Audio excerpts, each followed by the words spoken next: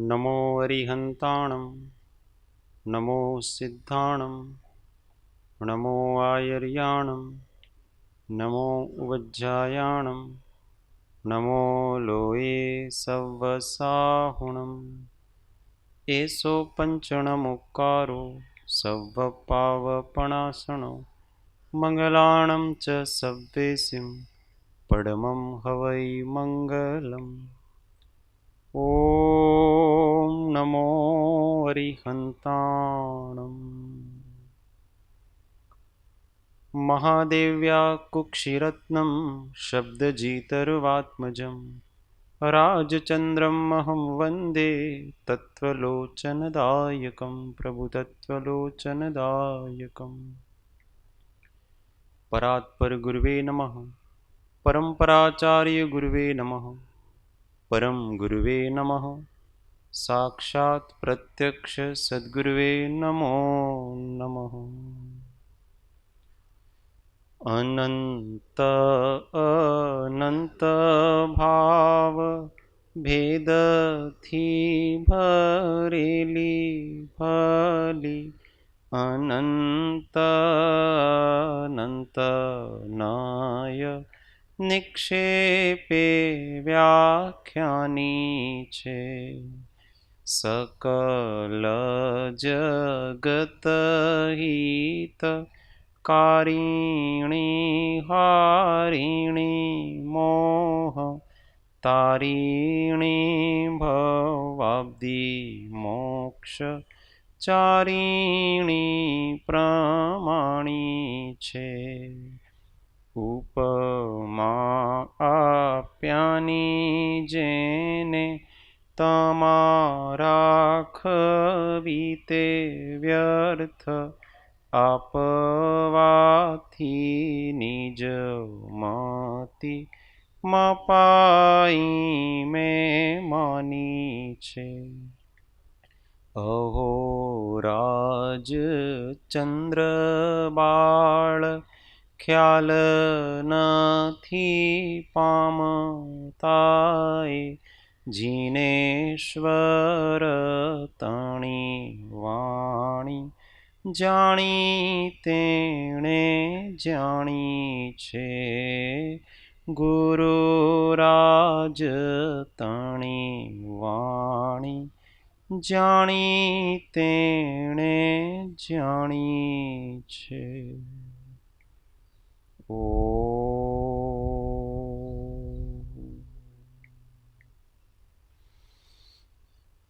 जय सद्गुरु वंदन जय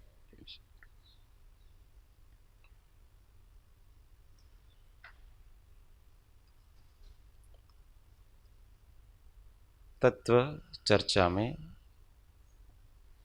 श्री जैन सिद्धांत प्रवेशिका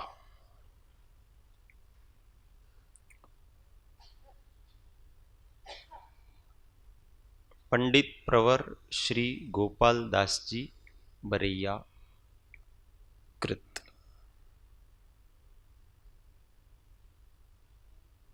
प्रश्न संख्या 78 अनुजीवी गुणों का वर्णन चल रहा है।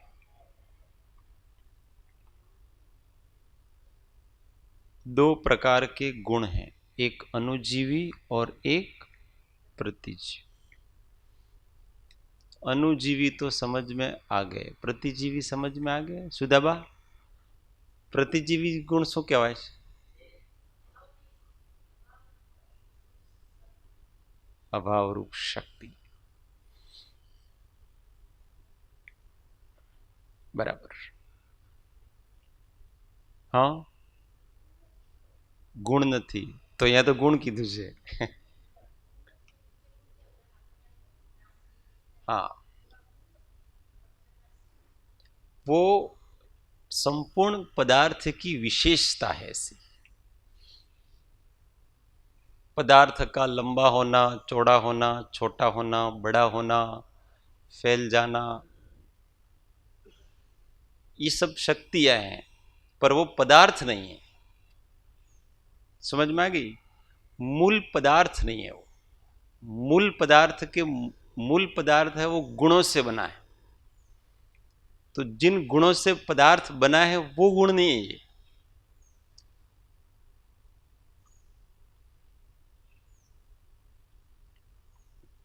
जैसे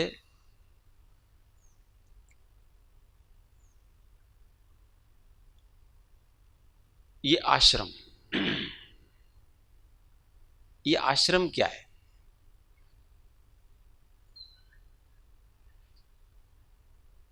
आश्रम ऐसा शब्द कहेंगे तो ये आश्रम है क्या? अपने आप में आश्रम नाम का कोई पदार्थ नहीं है। सबको मिलाकर के हम आश्रम कहते हैं। आश्रम किसे कहेंगे? यहाँ के मुमुक्षु साधक, यहाँ के पेड़ पौधे, यहाँ का भोजनालय, यहाँ के कमरे, हमको ये मूल पदार्थ ये हैं। आश्रम नाम का कोई मूल पदार्थ नहीं। मूल ये शरीर। तो शरीर क्या है? तो शरीर नाम का कोई अलग से पदार्थ नहीं है। दो हाथ, दो पैर, पेट, ये सब मिला करके तो मूल ये है। तो इस कपड़े का लंबा होना और चौड़ा होना ये कोई इस कपड़े का मूल गुण नहीं है। कपड़े का मूल गुण तो क्या है? स्पर्श रस गंध वर्ण, यही गुण है। पर लंबा होना, चौड़ा होना ये इसकी विशेषता है, तो ये इसका अभावात्मक गुण है। इसी का नाम प्रतिजीवी,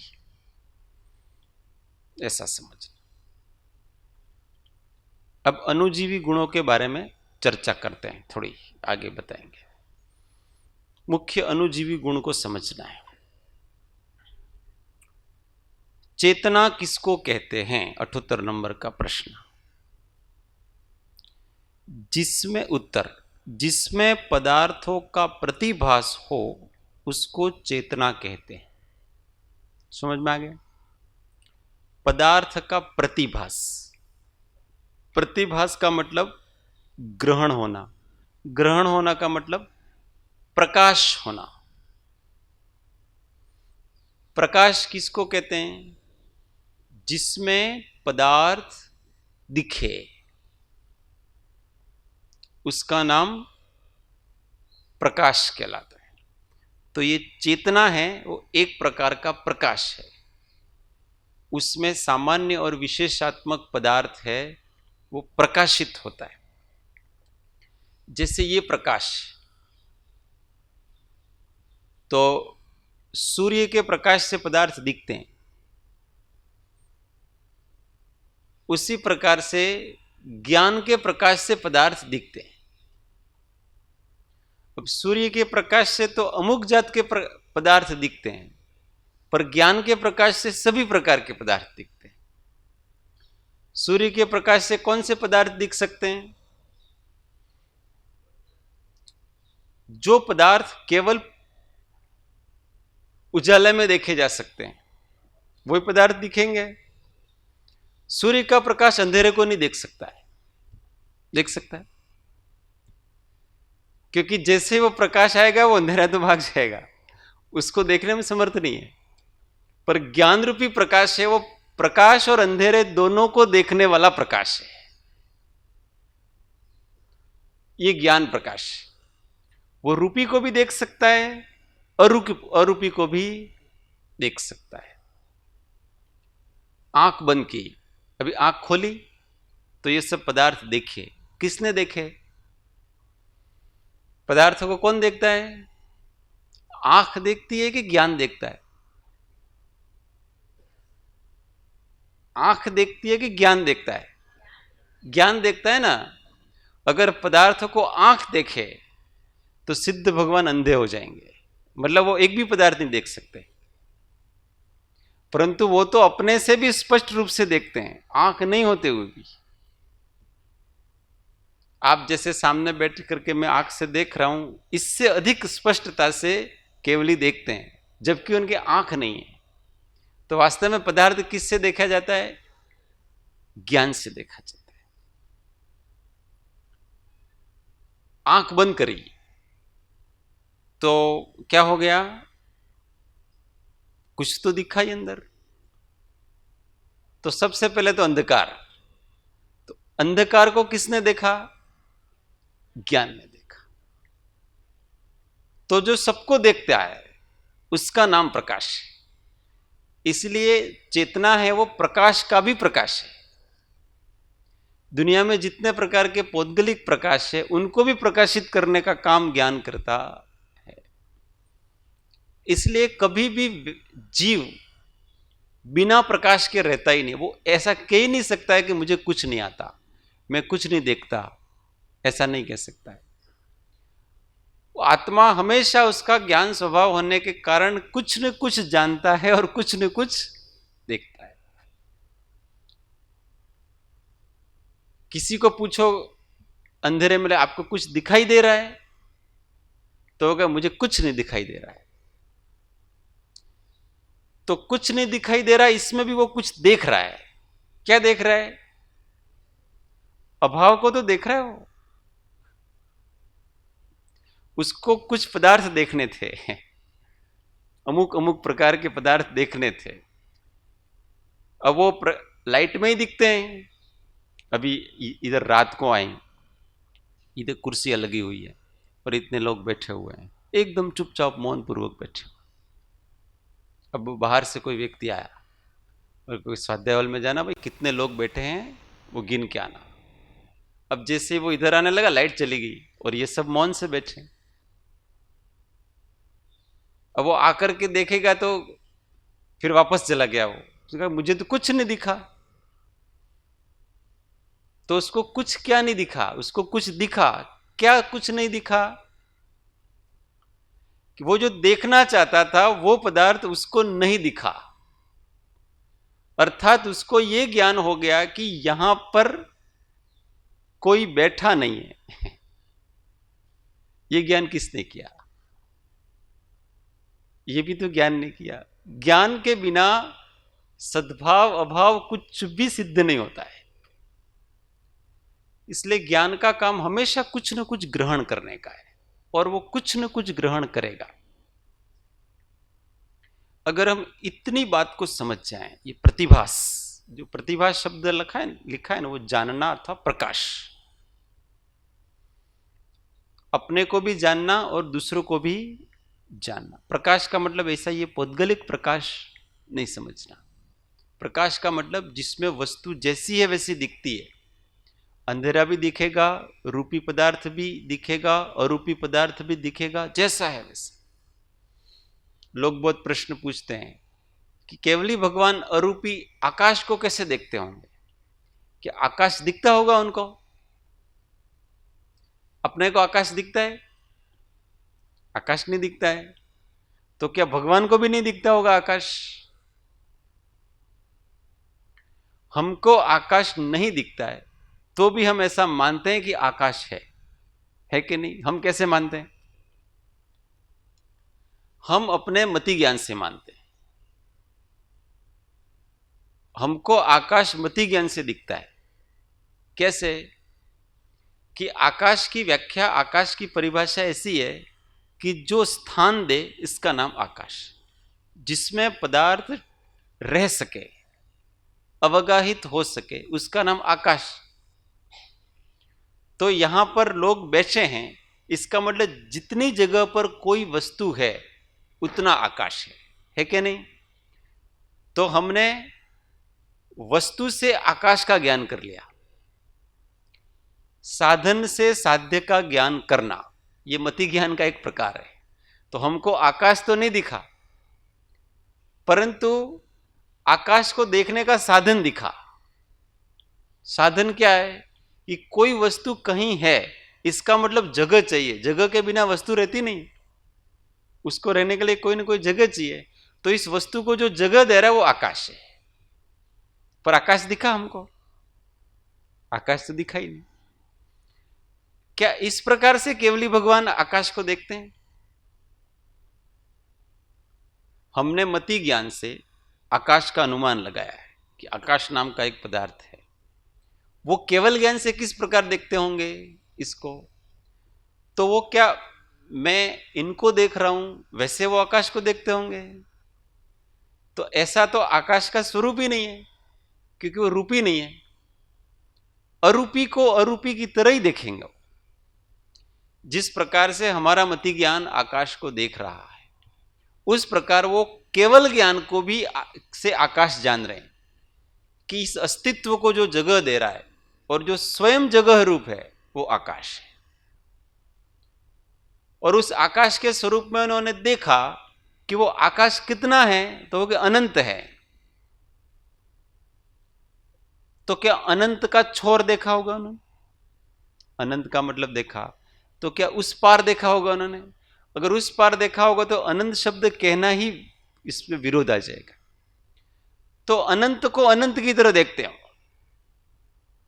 जिसका अंत नहीं है उसको कैसे कह सकते हैं कि वहां तक है, क्योंकि उसका तो अंत ही नहीं है ना। तो जो वस्तु जैसी है वैसी उनके ज्ञान में आती है। केवल ज्ञान इस प्रकार से पदार्थों को देखते हैं। हम ऐसा मानते हैं कि केवल ज्ञान और मतिश्रुत ज्ञान बिल्कुल अलग है। ऐसा बिल्कुल नहीं है। इसलिए केवल ज्ञान होते ही मतिश्रुत ज्ञान की तरह जो जो भी पदार्थ दिखे थे वो सब एकदम बदल जाते होंगे, ऐसा भी बिल्कुल नहीं। मतिश्रुत ज्ञान एक मर्यादित ज्ञान है और केवल ज्ञान अमर्यादित ज्ञान है। इतना ही अंतर है बस, बहुत ज्यादा इसमें अंतर नहीं है। और प्रत्यक्ष और परोक्ष का अंतर है, बहुत अधिक अंतर नहीं। हम मतिश्रुत ज्ञान से आत्मा को अनुभव करते हैं, केवल ज्ञान से आत्मा का अनुभव करता है। परंतु क्या वो अनुभूति बदलेगी? ज्ञान का तो स्वभाव ही है ना। मति ज्ञान, शुद्ध ज्ञान, अवधि ज्ञान, मन परिज्ञान, केवल ज्ञान सब ज्ञान है और उनकी जाति ज्ञान की है। इसलिए सब में एक जाति में लक्षण तो होने चाहिए, कुछ न कुछ समान लक्षण। तो वस्तु का ज्ञप्तिपना ये इन सब में समान लक्षण है। तो मति ज्ञान और शुद्ध ज्ञान भी अगर आत्मा का अनुभव करेंगे तो वो जाति एक ही होगी, वो आत्मा का ही अनुभव करेंगे। ऐसा नहीं कि वो अन्य वस्तु का अनुभव करेंगे। केवल ज्ञान ही केवल आत्मा का अनुभव कर सकता है, ऐसा थोड़ी है। जबकि मति ज्ञान, शुद्ध ज्ञान परोक्ष ज्ञान है, वो भी आत्मा का अनुभव करते हैं। और केवल ज्ञान है वो प्रत्यक्ष ज्ञान है, वो भी आत्मा का अनुभव करते हैं। परंतु दोनों उसी आत्मा का अनुभव कर रहे हैं। अलग अलग प्रकार की आत्मा का अनुभव नहीं कर रहे हैं, बस तारतम्यता में फेर है और कर्म के आवरण और निरावरणता में फेर है और खंड और अखंड में फेर है। मतिश्रुत ज्ञान खंड खंड रूप से जानता है, वो अखंड रूप से जानता है। मतिश्रुत ज्ञान आवृत आत्मा को जानता है, वो अनावृत आत्मा को जानता है। ऐसा फेर पड़ता है। ये चेतना है, हमको ये सब समझना है। चेतना है ऐसा कहते ही हमारे दिमाग में ये आना चाहिए कि मैं एक चेतना हूं और बिना प्रयास के जो पदार्थ का प्रतिभास करता है वो चेतना है। चेतना को प्रयास नहीं करना पड़ता। हम जितना भी प्रयास करके करते हैं ना, वो वास्तव में हमारी मूर्खता है। जीव को ऐसा लगता है कि मैं प्रयत्न नहीं करूंगा तो पदार्थ मेरे ज्ञान में कैसे आएगा। प्रयत्न तो करना ही पड़ेगा, पर ये इसका अज्ञान है। पदार्थ तो आप प्रयत्न करो अथवा नहीं करो, पदार्थ आपके ज्ञान में आएगा।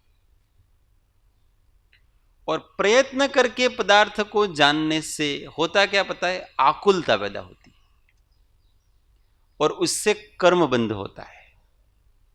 और बिना प्रयत्न के आप उपयोग को उदासीन कर दो तो भी वो ग्रहण करेगा। किसको ग्रहण करेगा? वो अपना अनुभव करेगा। इसलिए तो आत्मज्ञान के लिए इस बुद्धि को विराम करना पड़ता है। आत्मानुभव करने के लिए इस बुद्धि का विराम करना पड़ता है, जहां बुद्धि अटक जाती है। क्योंकि बुद्धि क्या है? प्रयास करती है। ये ऐसा है, ये वैसा है, ये इस प्रकार का, उस प्रकार से है। ये सब बुद्धि का अटकाव रोक दो।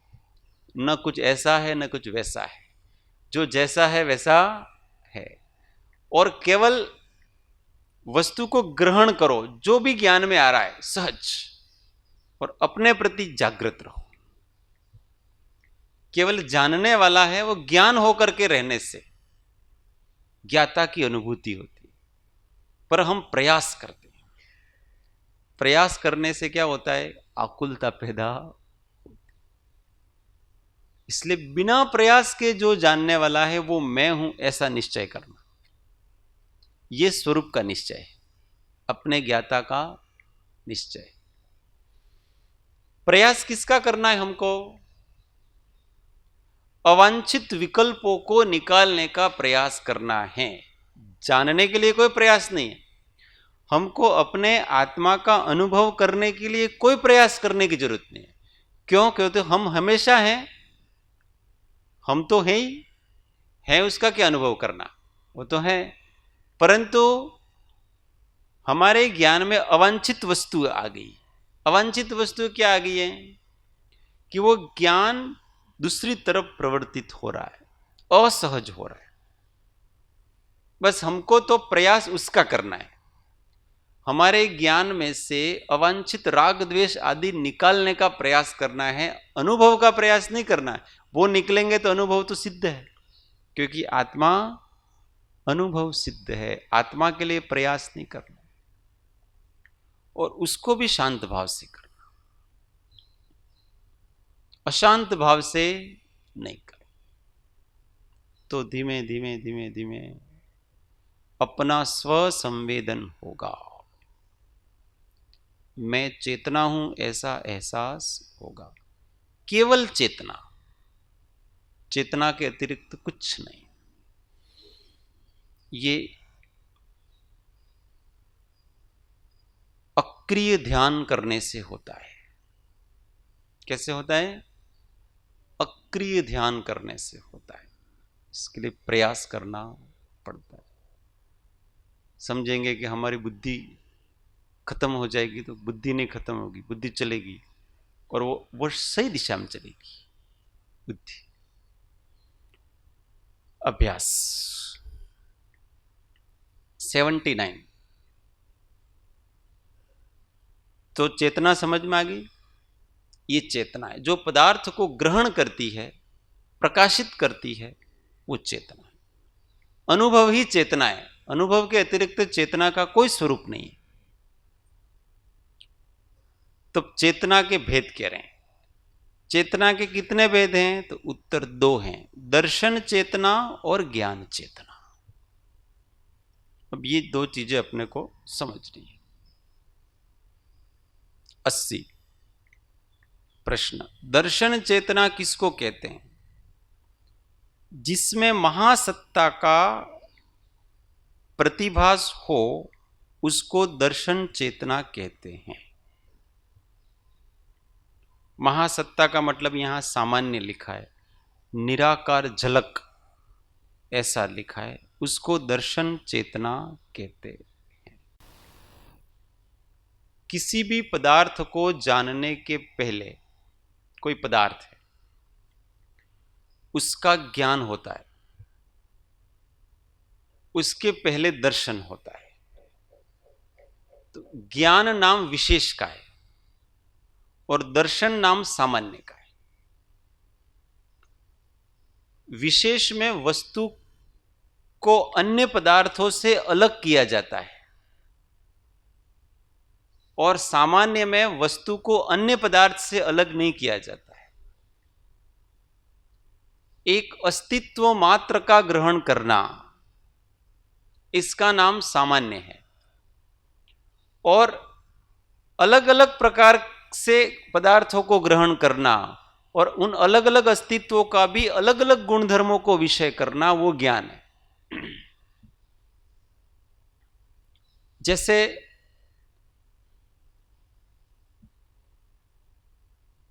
मैं हूं,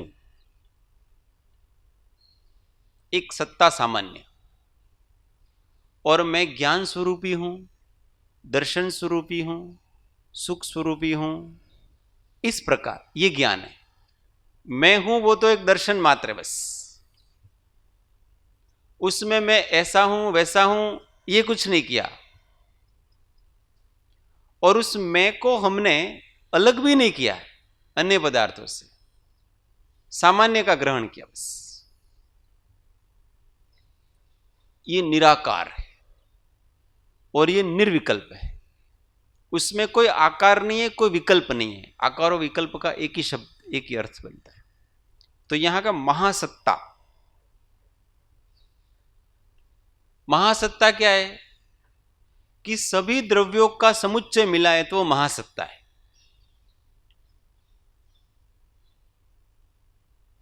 एक अवांतर सत्ता है, एक महासत्ता है। तो महासत्ता का जो प्रतिभास है उसका नाम दर्शन है। कि वहां सब कुछ, वहां केवल कुछ है, बस अस्तित्व मात्र।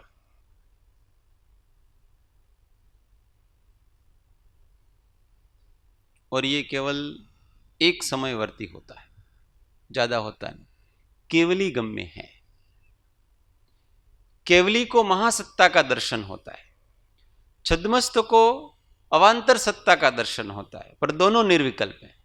अवांतर सत्ता का मतलब ये कि जैसे अपना ज्ञान है एक पदार्थ से दूसरे पदार्थ को जानने में प्रवृत्त होता है, तो उसके बीच में वो अपनी ओर झुकता है, अपनी सत्ता का प्रतिभास करता है, फिर दूसरे पदार्थ पे जाएगा, फिर तीसरे पदार्थ को जानना है तो फिर अपने अस्तित्व का प्रतिभास करेगा, और फिर उस चौथे पदार्थ पे जाएगा, फिर पांचवें पदार्थ को जानना है तो फिर अपने अस्तित्व की तरफ मुड़ेगा, और फिर पांचवें पदार्थ की तरफ जाएगा। ऐसे ज्ञान के पहले अपने अस्तित्व का भास है, इसका नाम दर्शन है। छद्मस्त का दर्शन इसलिए ज्ञान के पूर्व दर्शन होता है, इसलिए दर्शन के पूर्वक ज्ञान होता है। परंतु वो क्या है कि एक समयवर्ती होता है, इसलिए दर्शन पता नहीं पड़ता है। दर्शन में कुछ नहीं दिखेगा, ये काला है कि गोरा है कि ये है, वो वैसा कुछ भी भेद ही नहीं है उसमें। और ज्ञान का काम क्या है, वो पदार्थ के द्रव्य गुण पर्याय सबको विषय करता है। ये केवल द्रव्य को ही विषय करता है, द्रव्य का मतलब उस द्रव्य की भी सामान्य सत्ता का ही विषय करता है दर्शन। और ज्ञान उसको गुण और पर्याय सहित जानता है।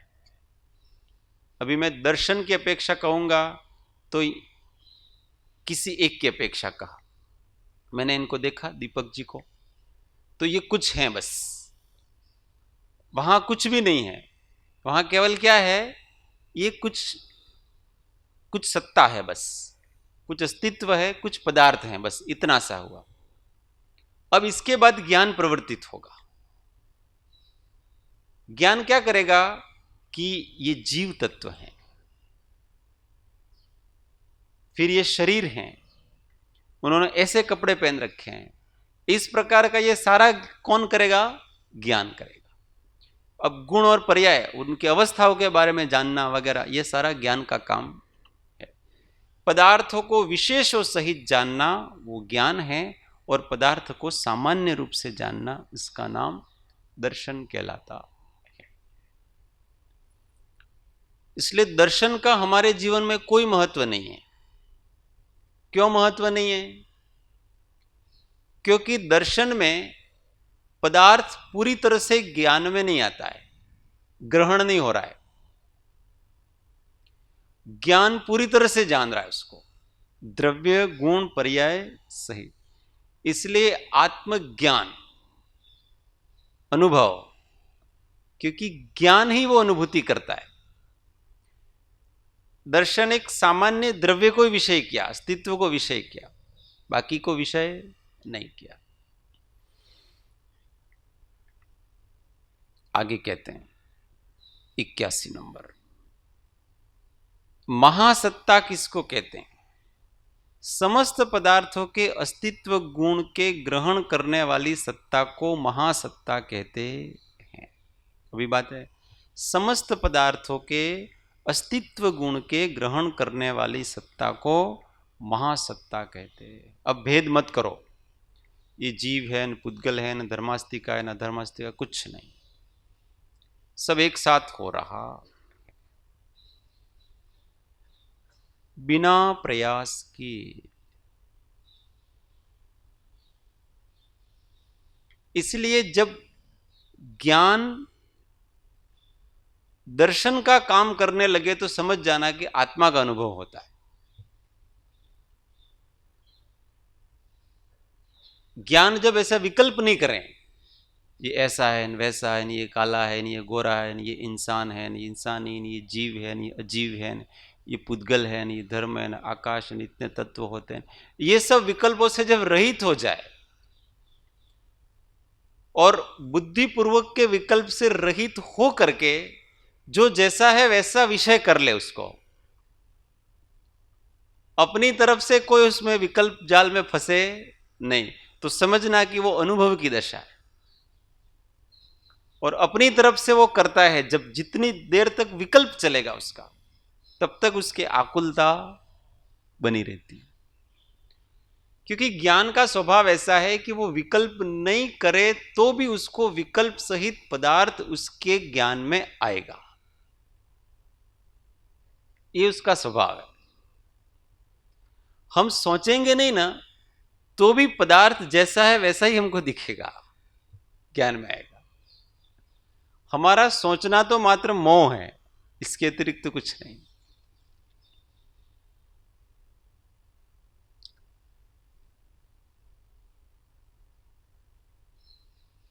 द्वादशांगी का ज्ञान कैसे होता है? पढ़ने से होता है, लिखने से होता है, अभ्यास करने से होता है। आप 12 अंग 14 पूर्व उसको अभ्यास के द्वारा सिद्ध नहीं कर सकते। वहां क्या होता है, ज्ञानावरण का अतिशय क्षोभशम है, तो आपने पढ़ा लिखा तो बहुत कम, पर आवरण हट गया। अब बिना प्रयास के वो सब पदार्थ आपके ज्ञान में आ रहे हैं, कोई सोचना नहीं पड़ता, कोई विचार नहीं करना पड़ता। तो बिना प्रयास के वो अपने ज्ञान में आ रहे हैं, तो आपकी समाधि नहीं टूटती है। प्रयास करना पड़ता है, बुद्धि लगानी पड़ती है, तो समाधि टूटती है।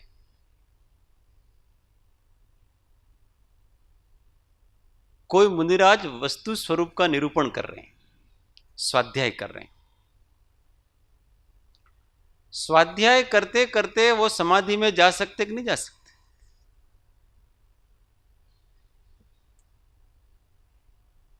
स्वाध्याय करते करते वो समाधि में जा सकते।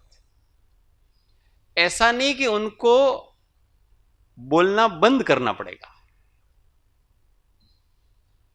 बोलना बंद करने की भी जरूरत नहीं है, उनको सोचना की भी जरूरत नहीं है कि अब मेरे को 7वें गुण स्थान में जाना। बोलते बोलते ही क्यों होता है ऐसा? क्यों? क्योंकि वो प्रयास पूर्वक कुछ नहीं बोल रहे हैं, सोच सोच के कुछ नहीं बोल रहे हैं। अभी उनके जिस प्रकार के क्षयोपशम का उदय है, वैसा उदय के अनुसार वाणी आ रही है। केवली की भी तो ऐसे ही आ रही है, केवली भगवान की वाणी आ रही है। कोई प्रश्न पूछता है, जैसा प्रश्न पूछा वैसा ही वहां उत्तर निकला। अब भगवान ने कुछ सोचा कि नहीं सोचा? सोचा। वास्तव में बिना सोचे ही वहां से वैसा ही उत्तर आ रहा है। अगर वो सोचे, विकल्प करे, थोड़ी देर विचारे, यार उन्होंने ऐसा प्रश्न किया है, इस प्रश्न का उत्तर ये हो सकता है, तो विकल्प आ गया, समाधि टूटी, टूट जाती है समाधि। ऐसे ही जिसके ज्ञान का क्षयोपशम उस प्रकार का हो गया है, अब उसको कोई भी प्रश्न पूछो, उसको सोचना नहीं पड़ता है। आपने पूछा, उस प्रकार का उदय हुआ, यहां के आत्म प्रदेशों से वो निकला, थोड़ी देर में तो शायद वो भी भूल जाएंगे कि तुम मैंने क्या उत्तर दिया था। कोई भी भाषा कह लो आप, समाधि की भाषा कह लो, कुछ भी कह सकते हो। ये अच्छा शब्द है, समाधि भाषा बहुत अच्छा शब्द है। उस भगवान की परिपूर्ण समाधि में से ही भाषा निकलती, जरा भी सोच विचार नहीं, जरा भी विकल्प नहीं, मुझे उनको उत्तर देना है, ऐसा विकल्प भी नहीं है। वो उत्तर आता है, ऐसा ही तो निमित्त नैमित्तिक संबंध है। और कभी बिना बोले मौन से आ जाता है, और कभी वो भाषा वर्गणा से आ जाता है। पर बोलते बोलते उनका आत्मा निष्कंप है, सहज है, परिपूर्ण रूप से अपनी आत्मा के प्रति जागृत है। अब कहेंगे कि भाषा वर्गणा निकल रही है, इसलिए प्रदेशों का परिस्पंद हो रहा है कि नहीं हो रहा है? तो वो हो रहा है। योग तो 13वें गुण स्थान में भी है, वहां भाषा वर्गणा भी है, काय वर्गणा भी है, और स्थूल मनोवर्गणा भी है, सब है। तो उस योग के निमित्त से जितना आश्रव होता है उतना आश्रव होता है, पर उनकी समाधि भंग नहीं होती। यही तो सम्यक ज्ञान का प्रताप है।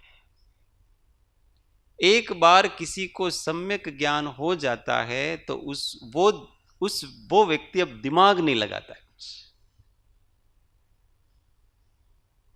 उसको कोई भी वस्तु पूछो तो बिना कुछ इस बुद्धि को लगाए उसके अंदर जैसा है वैसा उत्तर आएगा। इसलिए 24 घंटे उसकी समाधि सतत चलती रहती है। ये ज्ञान का प्रताप, वो सब बिना प्रयास के करता है, वो भी गुण स्थान के अनुसार समझ लेना। कोई आयोजन नहीं, कोई प्रयोजन नहीं, कुछ नहीं।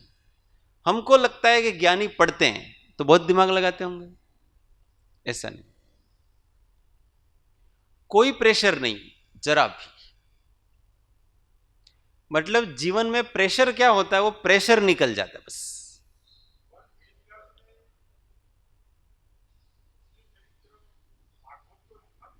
हाँ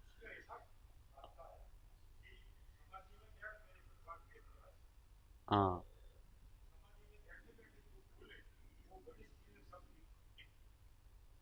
हाँ, ठीक है, हो सकता है ना, इसमें क्या दिक्कत है। ये ज्ञान की बहुत सारी लब्धियां हैं, तो उस प्रकार के ज्ञान का क्षोभ क्षमा जाता है, कोई दिक्कत नहीं। मुख्य वस्तु अपने को जानना है कि ज्ञान स्वभाव, अगर ये हमारे पकड़ में आ गया है कि बिना प्रयत्न के जो जान रहा है वो मैं पदार्थ हूं, तो हमारी सारी चिंताएं छूट जाती हैं। फिर हमारा काम तो केवल क्या है पता है, शांति से अपना काम करना, बाकी तो सब ऑटोमेटिक हो रहा है। हम जैसे ये पढ़ाई कर रहे हैं, ये पढ़ा, समस्त पदार्थों के अस्तित्व को ग्रहण करने वाली सत्ता को महासत्ता कहते हैं। ये काम किसने किया? भाषा वर्गणा से बोले, चक्षु से देखा, और हमने क्या किया? हमने तो इस पंक्ति के अंदर जो भाव है ना उसको ग्रहण किया ज्ञान में। ज्ञान का काम यह है कि इसके अंदर जो इस डेफिनेशन का भाव क्या है वो पकड़ लिया उसने तुरंत। उसके लिए क्या प्रयत्न करना ये बता। एक व्यक्ति पढ़ता है और पढ़ रहा और ग्रहण हो रहा है, और एक व्यक्ति 10-10 बार पढ़ता है, समझ में ही नहीं आ रहा उसको कुछ ये क्या है। उसने 50 बार पढ़ा, और ये क्या क्या कहना क्या चाहते हैं। समस्त पदार्थों के अस्तित्व को, ये अस्तित्व गुण क्या होता है, ग्रहण करना क्या होता है, महासत्ता, कुछ समझ में नहीं आ रहा उसको। कारण क्या पता है कि उसका आवरण है। आकुलता कोई कारण नहीं होता है, आवरण है उसके ऊपर। अब जब तक आवरण है तब तक आप कितना भी प्रयत्न करो आपको वो भाव पकड़ में आएगा ही नहीं। और जब आवरण हट गया तो बिना प्रयत्न के वो आता है, प्रयत्न नहीं करना पड़ता। तो हमको क्या करना है पता है, हमेशा अपने स्वभाव में टिके रहने का प्रयत्न करना, इस जीव को तो ज्ञान स्वभावी होकर के रहना है। नहीं रह सको, हमेशा तो नहीं रह सकते ना, तो उस ज्ञान स्वभाव का चिंतन करना, ज्ञान स्वभाव का मनन करना, ज्ञान स्वभाव का निधिध्यासन करना। वो भी नहीं कर सकते हो तो फिर शांति से अपना स्वाध्याय करना, सत्संग करना, ये करना, पर कहीं पर भी इस दिमाग को चिंता में नहीं रखना, कहीं पर भी उसको प्रेशर नहीं देना किसी प्रकार का। जैसे ही हम प्रेशर देंगे ना तो हम आकुल व्याकुल होंगे और कर्म बंद होगा। तो क्या आप परीक्षा लेते हो तो हमको याद नहीं करेंगे तो परीक्षा कैसे आएगी? अब तो कंठस्थ कराने के लिए कहते हो तो कंठस्थ भी करो, पर ऐसा थोड़ी कहा कि आप उसमें प्रेशर लो। अब उसको शांति से पढ़ो और समझो तो आपको ऑटोमेटिक याद आ जाता है। ये तो रुचि का विषय है। इसमें ही नहीं, जीवन का कोई भी काम करते हैं तो वहां किसी भी प्रकार का कोई प्रेशर नहीं लेना।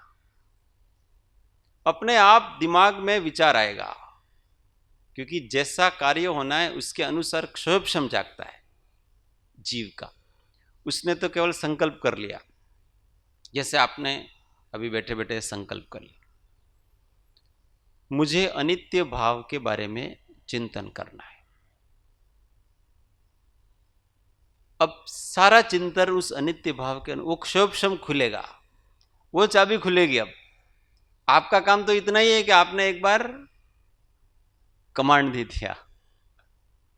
कमांड देने के बाद आपका वो संबंधी जितनी ताला वो खुला, और अनित्य भाव के ऊपर आपके सारा चिंतन। अब अनित्य भाव के विषय में आपने कहीं कुछ पढ़ रखा होगा, किसी से सुना होगा, किसी से क्या किया होगा, सब खुलता है, सारी चीज खुलेगी उसमें। बस वो ऐप खोलने की अपने को, उस पर बटन दबाने का है, और वो संकल्प से आपने दबा दिया, वो सब आ गया सामने। अब ये वस्तु सहज हो रही कि नहीं हो रही? हमको क्या कुछ करने की जरूरत है, पर हम बहुत अधिक व्याकुल हो जाते हैं। ये मोहिनी का प्रताप। सब चीजें आराम से किया करें। हमको हमारे घर के बारे में कोई काम चालू किया, अब कैसे होगा वो काम? तो आकुल व्याकुल होने से, योजना बनाने से काम होगा? आप निश्चय करो कि मुझे ये करना है। अब शांति से आप सोचोगे तो आपके दिमाग में उसके संबंधी बहुत सारे विचार आएंगे। इसको ऐसे करना चाहिए, उसको ऐसा करना चाहिए, ऐसे करने से ये होगा, ऐसे करने से वो होगा, बिना प्रयत्न के। आपने क्या किया? केवल आपने अपना एक बार संकल्प किया और उस संबंधी क्षयोपशम है वो ऑटोमेटिक खुला। और अगर उस संबंधी क्षयोपशम नहीं खुला तो आप कितने भी संकल्प करते रहो ना, आपको वो वस्तु समझ में नहीं आएगी, कुछ भी कर लो। संकल्प बल वो आत्मबली, दिशा निर्देश देना, इसका नाम संकल्प बल कहलाता। तो एक बार संकल्प लेके बैठे, मुझे अपने आत्मा का अनुभव करना है, मुझे मेरे आत्मा के साथ में रहना है। अब सारी चीजें वैसे ही चलेगी, आत्मा के विषय में ही चलेगा, सब कुछ ऐसा ही चलेगा।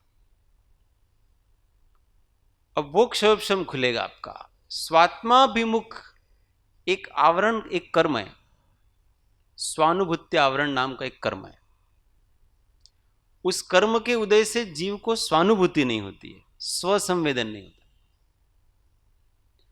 वारंवार आत्मा की भावना करने से उस कर्म के ऊपर चोट पड़ती है, वो कर्म ढीला पड़ता है, और जब वो कर्म ढीला पड़ता है तो ऑटोमेटिक स्वानुभूति होती है, किसी किसी को अनायास हो जाती है।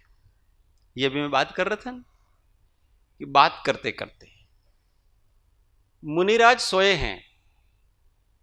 अब सोएंगे तो कोई ऐसा थोड़ी कि वो अंतर्मूर्ति सोएंगे, 3 घंटा सोएंगे, 4 घंटा सोएंगे, तो कम से कम 1 घंटा तो सोएंगे ही और 2 घंटा तो सोएंगे ही। तो फिर वो छठे गुणस्थान से सातवें गुणस्थान में आएंगे कि नहीं आएंगे? क्यों? क्योंकि ऐसा तो सिद्धांत है कि अंतर मुहूर्त में गुणस्थान बदलेगा, नियम से बदलेगा, नहीं बदला तो वो मुनि नहीं। तो जब वो इस प्रकार की निद्रा में है, उस समय भी उनका आत्मा जागृत है, वो छठे गुणस्थान से सातवें गुणस्थान में जाते हैं।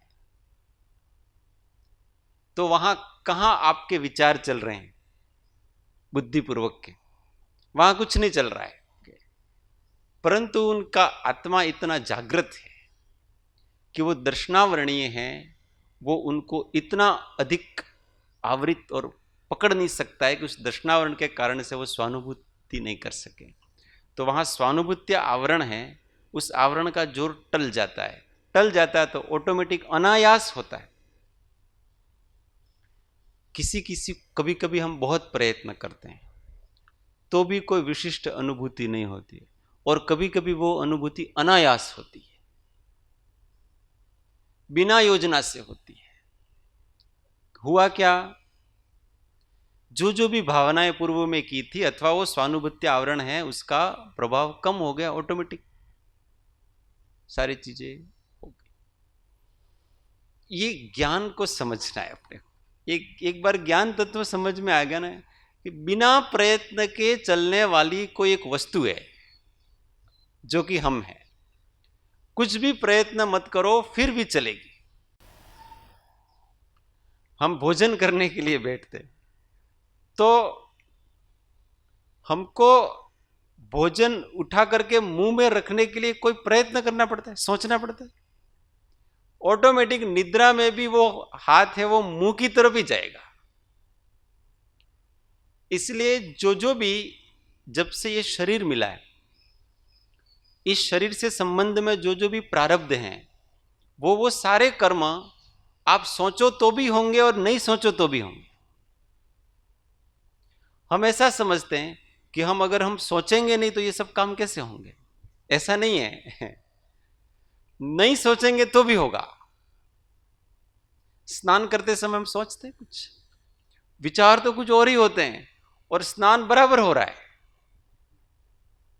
पानी लिया जा रहा है और सिर पे डाल रहे हैं, सब कुछ हो रहा है, और कपड़े बदल दिए, कपड़े पहन लिए, और कभी कभी तो जो कपड़े पहनने थे वो कपड़े पहनने नहीं, उल्टे कपड़े पहन लिए, आपको पता ही नहीं। ये सब हुआ कहां से? कुछ सोचा था? कुछ नहीं, मन तो कहीं और चल रहा था। इसका मतलब जो जो भी बाहर के काम है वो जिस समय जिस प्रकार से होने हैं उस समय उस प्रकार से होंगे। तुम दिमाग लगाओ अथवा दिमाग नहीं लगाओ, जब होना है तो वैसा दिमाग लगेगा ही लगेगा आपके। उसमें आप भी कुछ नहीं कर सकते, कोई कुछ नहीं कर सकता। चोर के दिमाग में चोरी का विचार जब आना, चोरी का विचार आएगा ही आएगा उसके। भले सत्संग कर रहा है ना तो भी चोरी का विचार आएगा उसके। वो क्या कर रहा है? वो तो कुछ नहीं कर रहा। ऐसे सब चीजें बाहर का हो रहा है, और ज्ञान है बस ज्ञान हो करके रह रहा। इस एक तत्व को हम समझ लेंगे अपने जीवन में तो हमारा जीवन इतना सहज और शांत हो जाएगा। कोई चीज अस्वीकार होगी ही नहीं हमारे।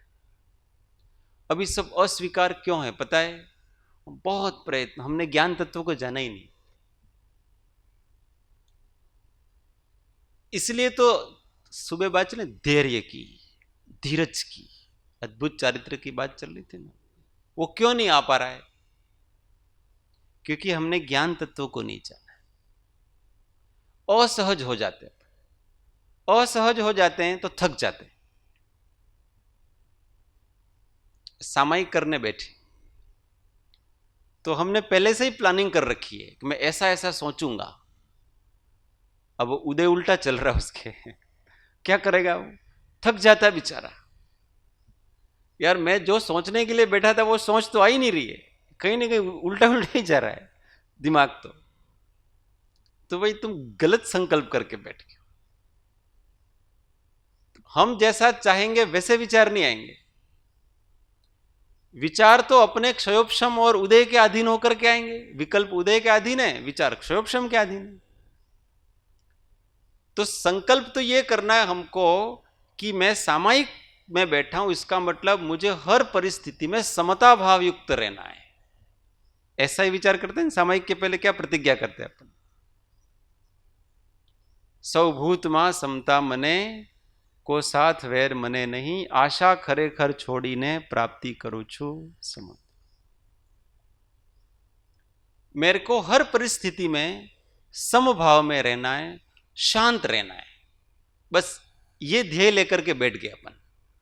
अब देखो सारे विचार, सारे विकल्प उसी के अनुरूप आएंगे, सब चीजें।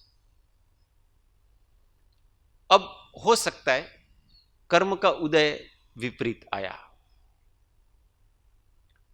और सहज विचार चिंतन चल रहा था, कोई सा भी चिंतन करो, कोई दिक्कत नहीं,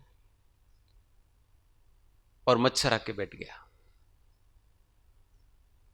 डंक मार रहा है मच्छर। क्या लगता है हमको? कैसा लगता है? हमको लगता है कि यार ये मच्छर भाग उठे कब, भागे कब, और ये वेदना कब कम हो। ऐसा क्यों लगता है? इस पर विचार किया कभी कि हमारा ज्ञान उसको स्वीकार नहीं कर पा रहा है वेदना को, क्योंकि हम कुछ को इष्ट मानते हैं, कुछ को अनिष्ट मानते हैं। उस मच्छर को, मच्छर के डंक को और डंक से उत्पन्न हुई वेदना को हमने अनिष्ट मान रखा है, हमने स्वीकार नहीं किया उसको। स्वीकार नहीं किया इसलिए ऐसा कि ये कब जाए, और इस अस्वीकार भाव से क्या होता है? अंदर संघर्ष पैदा होता है और आकुलता होती है। हमको केवल इतना ही करना था कि उसको स्वीकार कर लो, बस खत्म बात। स्वीकार करते ही वो अपना लगेगा और अपने के प्रति द्वेष नहीं होता है।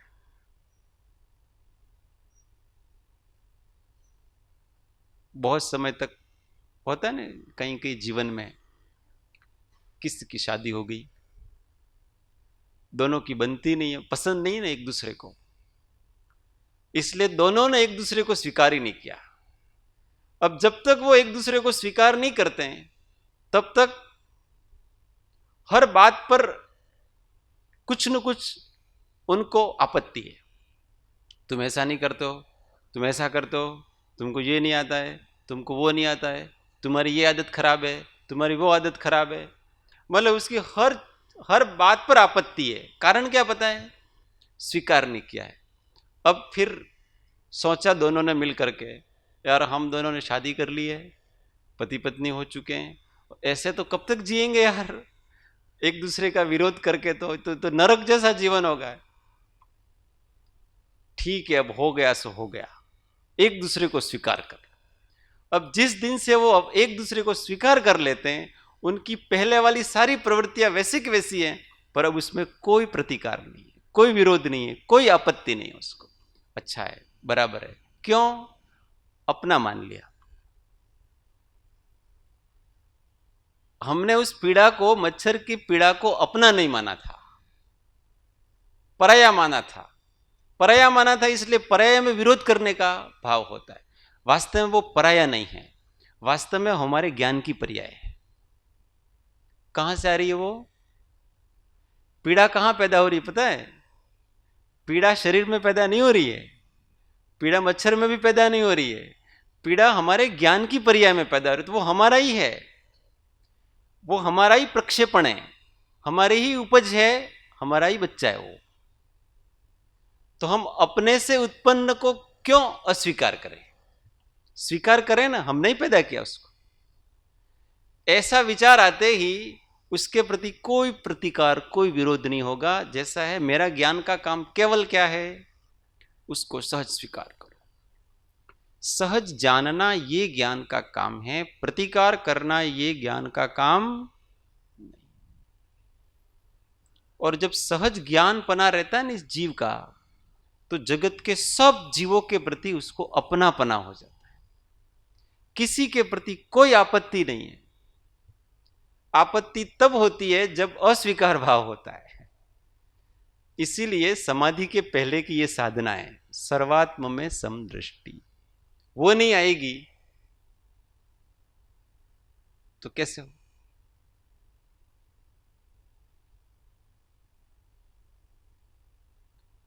स्वाध्याय हॉल में कोई बच्चा बदमाशी करता है तो डिस्टर्ब होता है कि नहीं होता है? डिस्टर्ब होता है। वो अपना ही बच्चा है, दूसरों को तो उसके ऊपर ऐसा आएगा, ये कैसे बदमाशी करता है वगैरह, पर जब वो अपना ही बच्चा है तो हमको उसके ऊपर क्रोध नहीं आएगा। बात समझ में आ रही है? तो अगर इस जगत में हमको द्वेष से बचना है तो सबको अपना बना लो।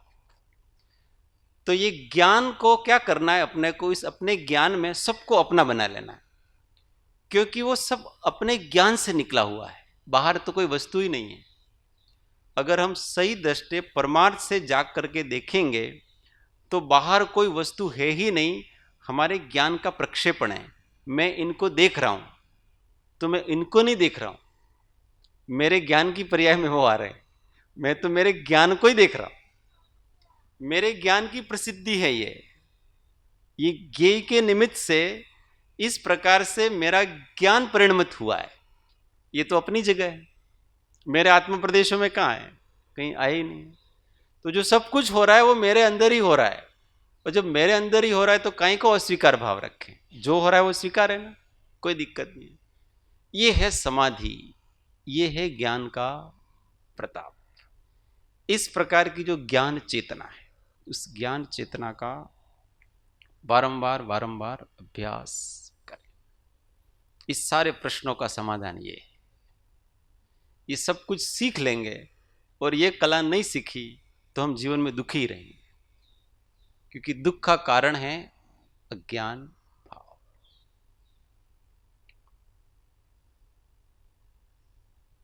मैं दर्शन ज्ञान स्वरूपी हूँ, मैं सहजानंद स्वरूपी हूँ। मैं दर्शन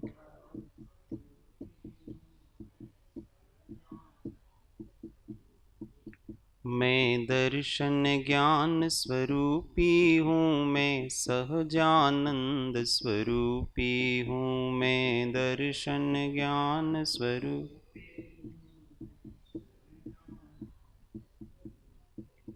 हूँ, ज्ञान मात्र पर भाव शून्य हूँ, सहज ज्ञान घन स्वयं पूर्ण हूँ। ज्ञान मात्र पर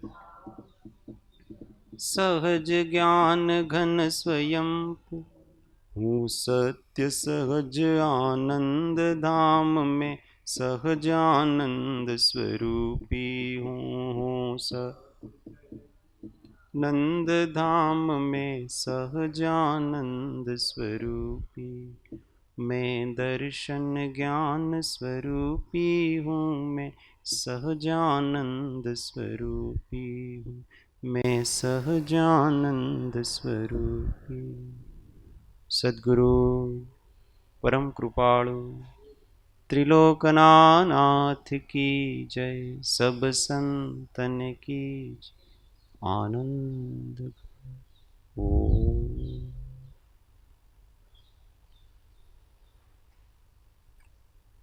एक मिनट मौन, आत्म अनुसंधान।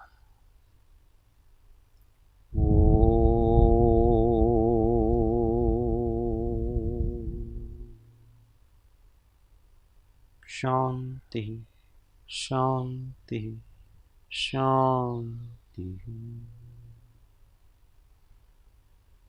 जय जिनेन्द्र, जय सद्गुरु।